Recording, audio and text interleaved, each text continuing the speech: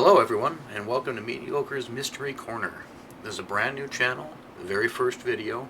This is also part 1 of the Unsolved Mysteries Iceberg. We'll be starting right from the top, making our way through the entire iceberg in this series. If you like this kind of content, let me know in the comments. Don't forget to like and subscribe, it really helps out the channel.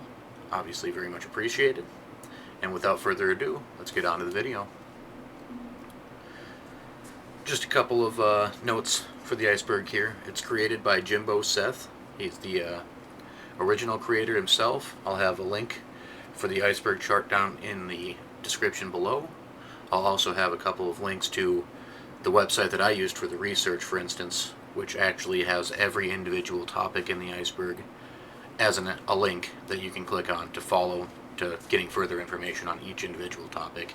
Very useful if you want to do your own research or if you're just curious about a particular topic. That'll help you out right there. Now for topic 1, starting out. Would you, could you, on a train? WKTV, Utica, New York, the news channel, on September 7th, 2016, played the following video.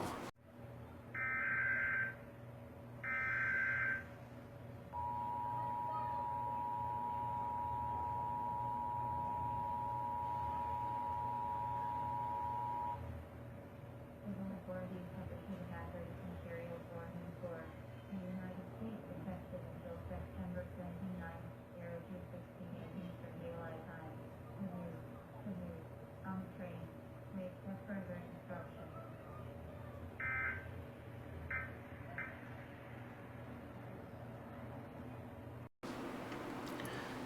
Beyond the obviously weird message after the hazardous materials warning, how would they have known about a train crash that hadn't even happened yet?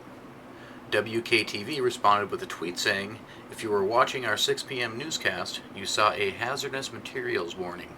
There was no such warning, it was just a technical error." I'll also link the tweet down below in case you wanted to check that out yourself. Pretty odd to have known ahead of time. Sources in the transportation industry told CBS 2's Tony Ayo they are baffled and believe mechanical failure seems very unlikely. CBS 2 has identified the engineer as 48-year-old Thomas Gallagher. He's a 19-year New Jersey Transit employee with 10 years experience as an engineer. They will also be looking at positive train control's role in the crash itself. The safety system is designed to automatically slow or stop trains that are traveling too quickly. PTC has been one of our priorities. We know that it can prevent accidents, whether it is involved in this accident. That is definitely one of the things we will look at carefully, Denzar had said. It's still unclear what exactly caused the train to crash, but it left mangled metal, wires, concrete, and other debris scattered all over the floor. Part of the ceiling also collapsed.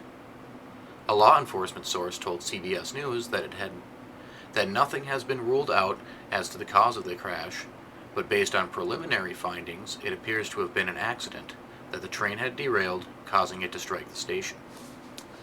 Some people posting on Reddit about the accident were speculating it was possibly the work of a group of hackers, and this was somewhat of a calling card.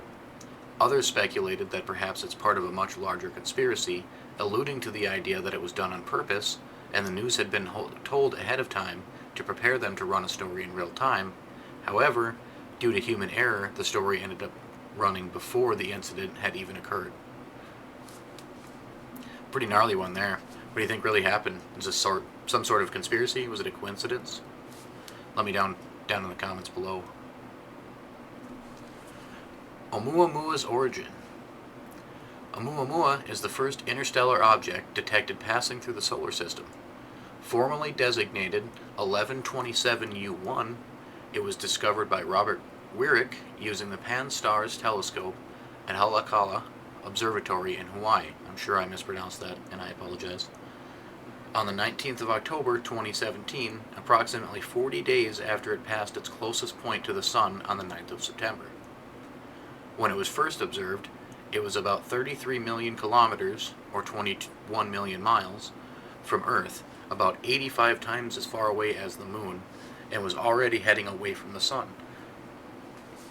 The object had a red color, similar to objects in the outer solar system. Despite its close approach to the Sun, it had no signs of having a coma or a nebulous envelope that usually forms as an object passes the Sun. The object also exhibited non-gravitational acceleration. Gravitational acceleration is the acceleration of an object in free fall within a vacuum, meaning there is no drag. This acceleration could have been due to outgassing or a push from solar radiation. Scientists who based off the object's speed have speculated it is of extrasolar origin and without further deceleration will eventually leave the solar system and continue back into interstellar space.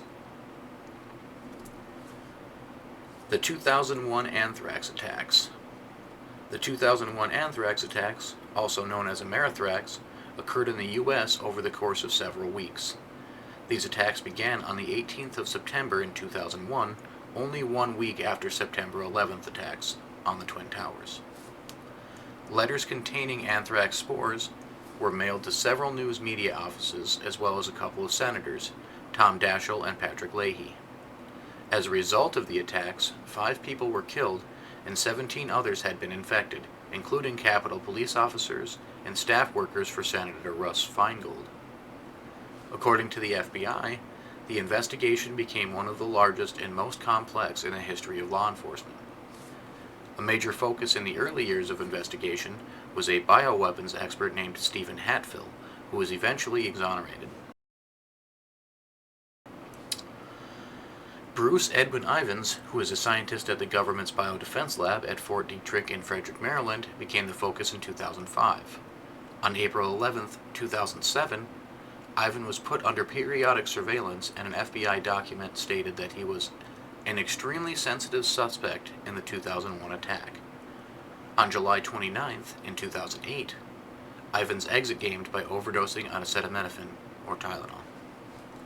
Federal prosecutors declared Ivans as the sole perpetrator on August 6, 2008, based on the DNA evidence leading to an anthrax vial that was found in his lab.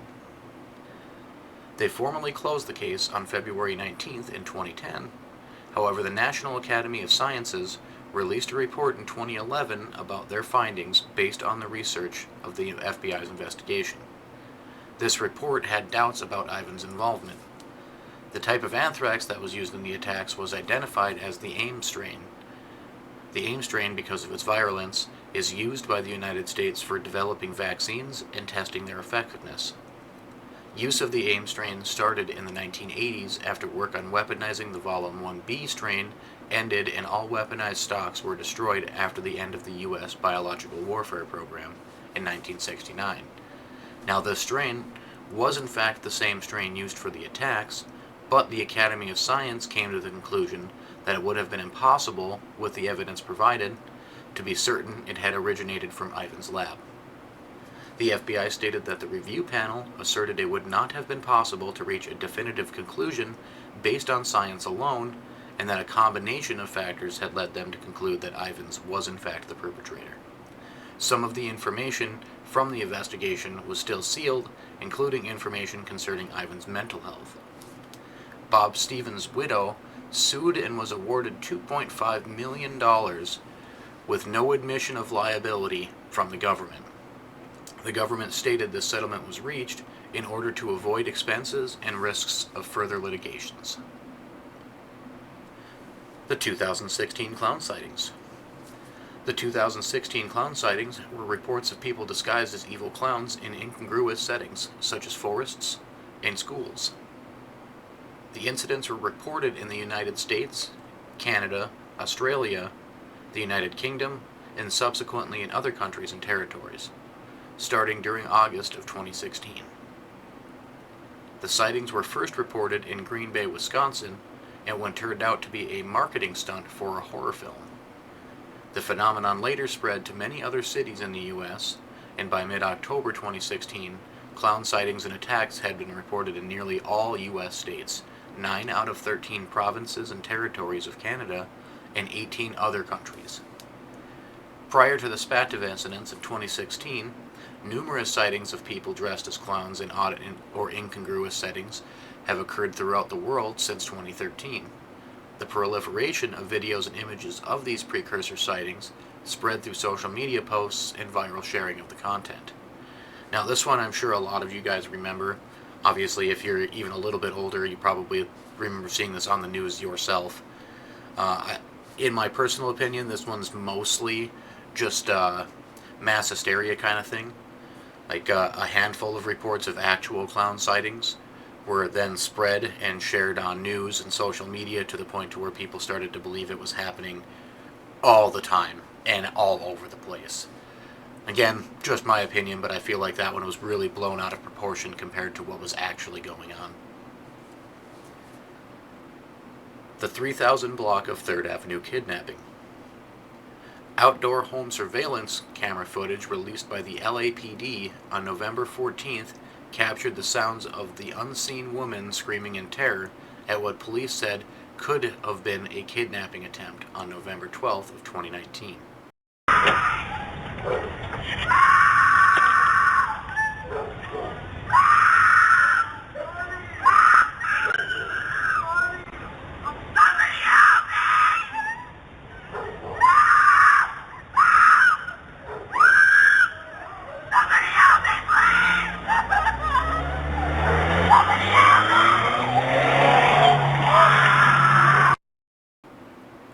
Police have received dozens of tips, but have yet to identify the woman, who sounds as though she is screaming for her life in chilling audio captured by a neighbor's home security camera.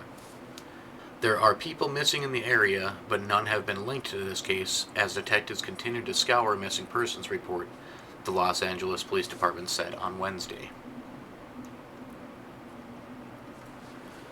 973 EHT Numu 973. This was an extremely cryptic website that's no longer available. When viewing the home screen, a pyramid formed by the words "Amaze in Abracadabra" was displayed. If you were to click on the phrase "Amaze in," you would be brought to a screen with 3 spinning circles, and clicking on these would bring you to yet another page filled with cryptic messages and clues as to what the site was about. Scrolling to the bottom, the page would display arrows that navigate you to other pages. This site had thousands of these pages, all of them with cryptic and secret codes. Numbers like 9, 7, 5, and 3 were said to have spiritual meaning and were used to decode some of the messages. Theories about the site being used for occult purposes point to its use of numerology, cryptology, and the use of religious topics and art.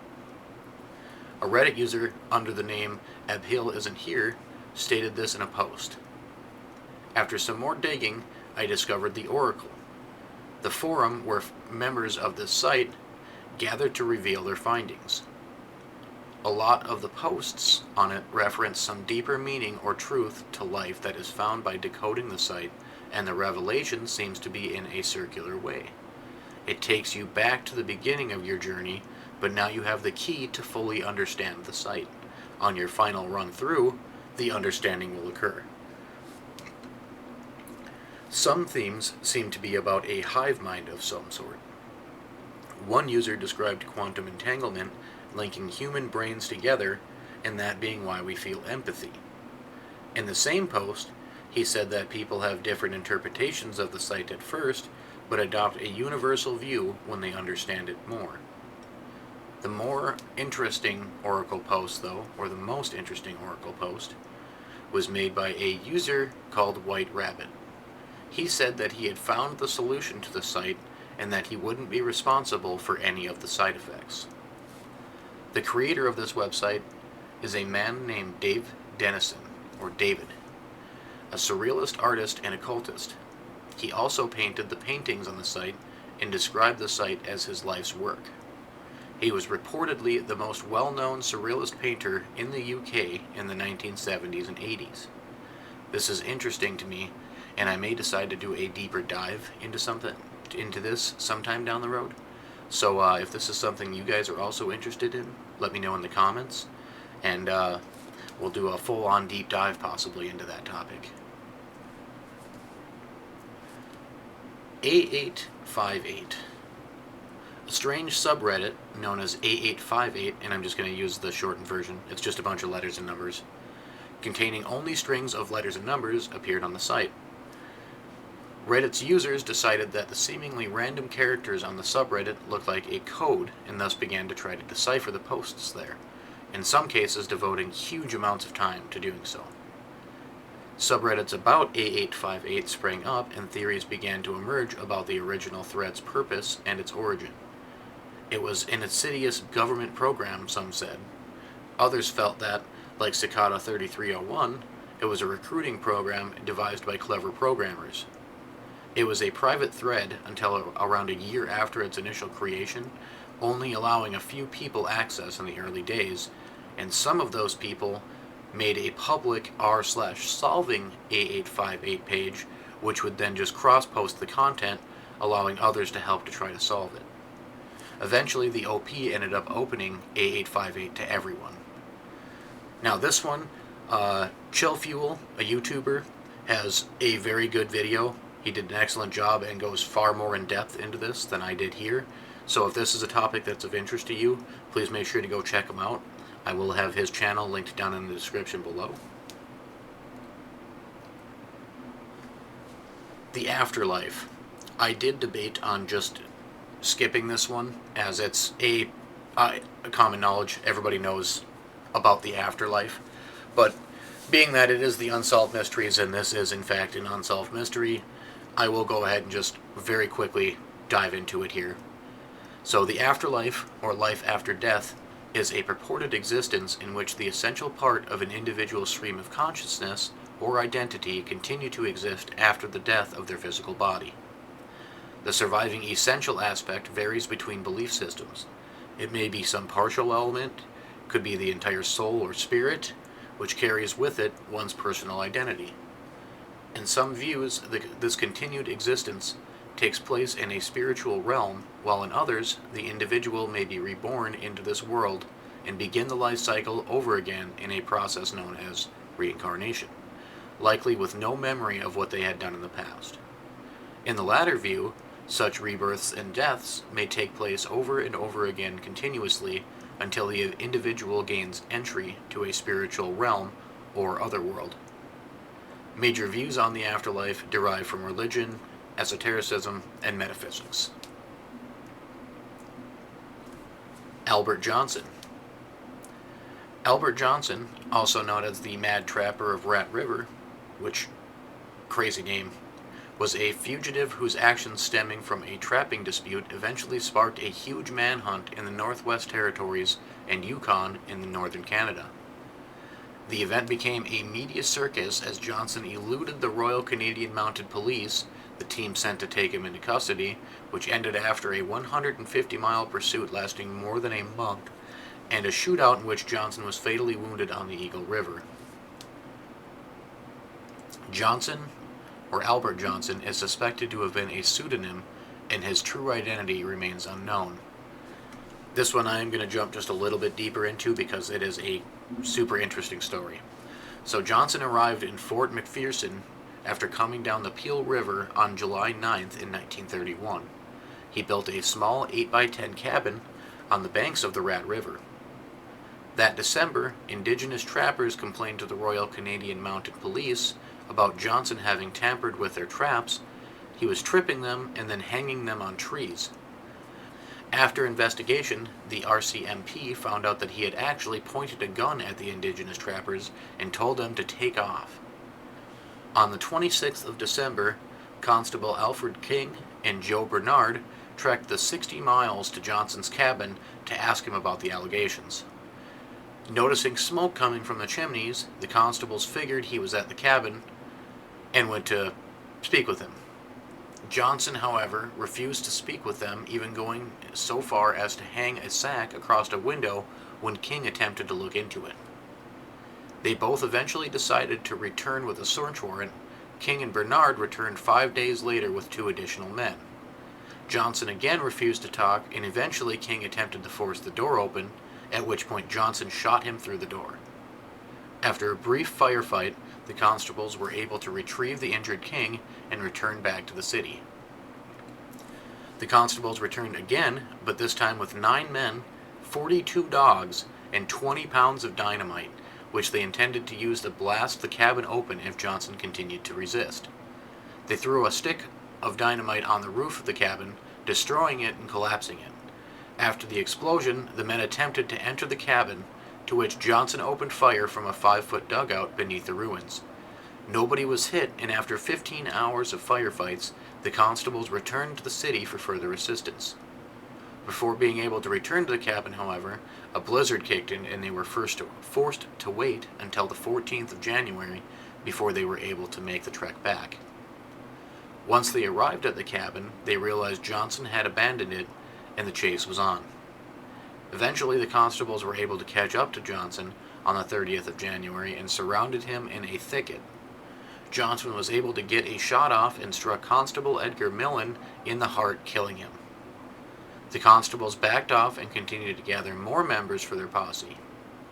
They knew that Johnson was heading towards the Yukon, so in an attempt to prevent his escape, they blocked the only 2 passages that led there. Johnson, however, climbed a 7,000-foot peak and was able to escape again. Now desperate, the RCMP hired the First World War flying ace, Wilfred May, of the Canadian Airways to help scour the area in search of Johnson. On February 5th, May discovered that Johnson had crossed the Richardson Mountains. Johnson had been using the tracks of caribou as a way to traverse the snow without using his snowshoes and without leaving any tracks behind. Finally, on the 17th of February, the MCRP was able to catch up to Johnson. As the team rounded a bend in the river, they saw him only a few hundred yards ahead of them. He attempted to flee up the bank, but without snowshoes was unable to do so, resulting in yet another firefight. Johnson hit Constable Alfred King, who was seriously wounded, and in the return fire, Johnson himself was hit.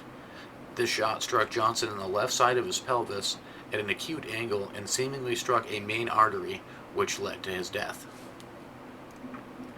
He had traveled over 85 miles in 33 days in the cold and hostile terrain. When his body was searched, the MCRP found $2,000 in both American and Canadian currency, some gold, a pocket razor, a knife, fishing hooks, and some nails.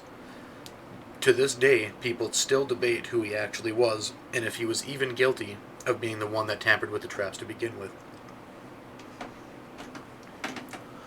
So that wraps up part 1 of Tier 1 of the Unsolved Mysteries Iceberg.